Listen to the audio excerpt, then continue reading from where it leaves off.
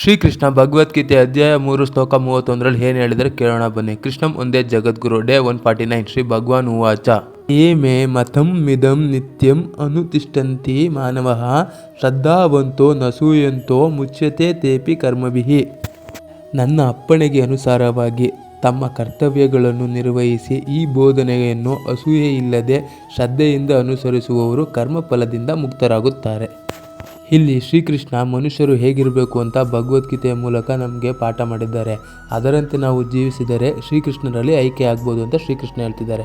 ಅದನ್ನು ಬಿಟ್ಟು ಶ್ರೀಕೃಷ್ಣನ ಬೋಧನೆಯನ್ನು ನಾವು ಅಸೂಯೆಯಿಂದ ಕಂಡ್ರೆ ನಾವು ಯಾವತ್ತೂ ಉದ್ಧಾರ ಆಗಲ್ಲ ಅಂತ ಶ್ರೀಕೃಷ್ಣ ಹೇಳ್ತಿದ್ದಾರೆ.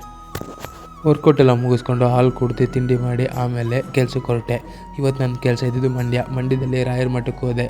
ತುಂಬ ರಶ್ ಇತ್ತು, ರಾಯರ ದರ್ಶನ ಆಗಿಲ್ಲ. ಆದರೂ ದೇವ್ರನ್ನ ಈಚೆಯಿಂದನೇ ನೋಡ್ಕೊಂಡು ಬಂದೆ. ಮನೆಗೆ ಬಂದು ಊಟ ಮಾಡಿ ಮಲ್ಕೊಂಡೆ. ಸರ್ವೇ ಜನ ಸುಖಿನೋ ಭವಂತು. Good night friends. ನಾಳೆ ಸಿಗುವ. ಬಾಯ್.